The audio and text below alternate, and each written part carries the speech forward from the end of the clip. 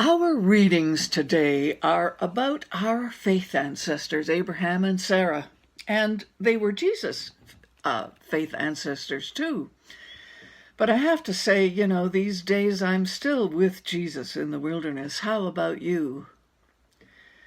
What jumped out at me when I read the Genesis text for today was that the lectionary had left out a very important verse, which was at the end of the section, and that's the verse about Abraham's laughter.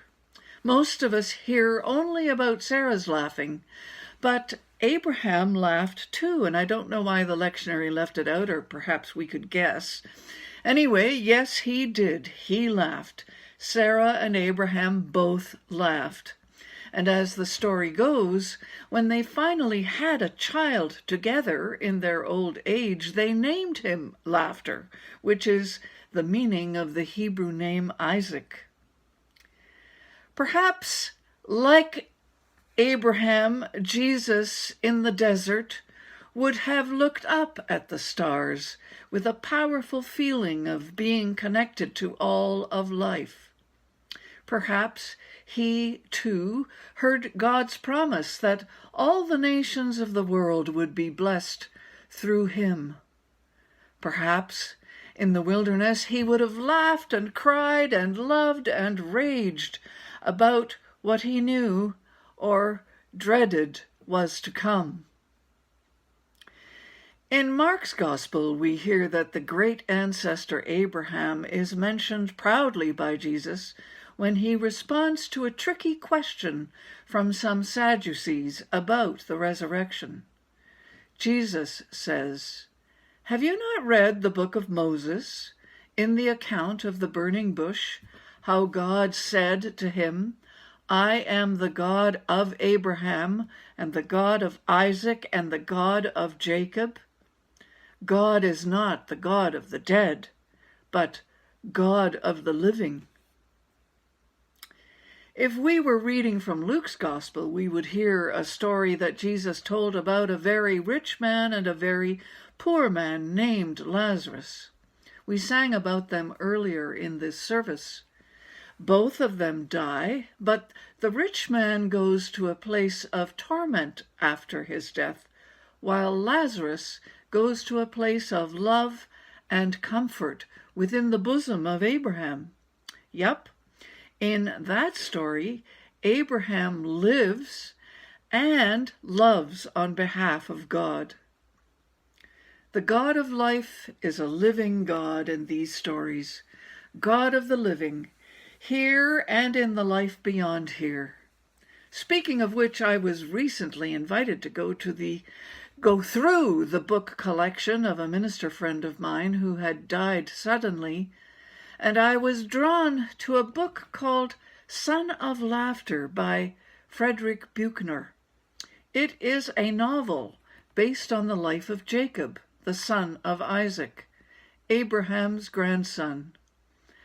I was immediately attracted to it, and it's now on my shelf. I dedicate this story and this sermon to all the generations of grandchildren I have been blessed to know, including my own, with prayers for a future filled with laughter and all the other emotions that come with a fully lived life. It's a story about the son of laughter in a book of stories by a rabbi named Rabbi Gelman.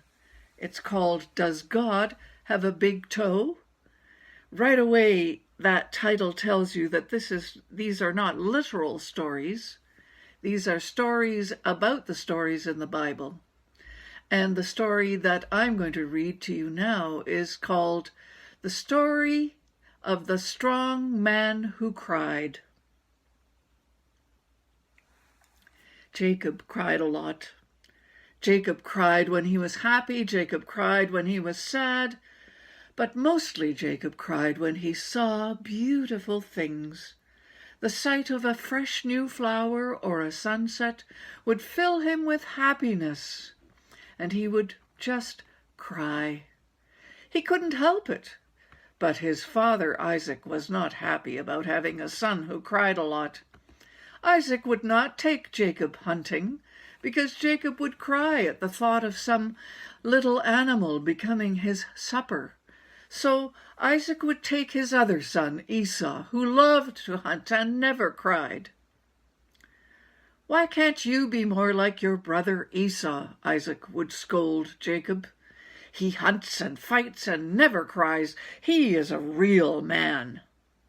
And Jacob would answer, "I cry when I feel like crying, and I just can't change that."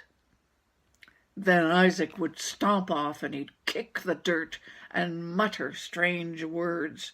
Rubber, rubber, rubber, rubber, rubber. Meanwhile, Rachel, who was Jacob's cousin, living in a place called Haran, was also having trouble with her father. Rachel was a shepherd, and this drove her father Laban crazy. Day and night he would yell at her, "Get away from those sheep and goats.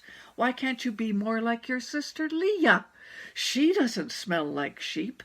She sits in the tent and she cooks and sews. She is a real woman." And Rachel would answer, "I like being a shepherd. I just can't change that." Then her father would stomp off and kick the dirt and mutter strange words. But there was one part of shepherding that Rachel did not like.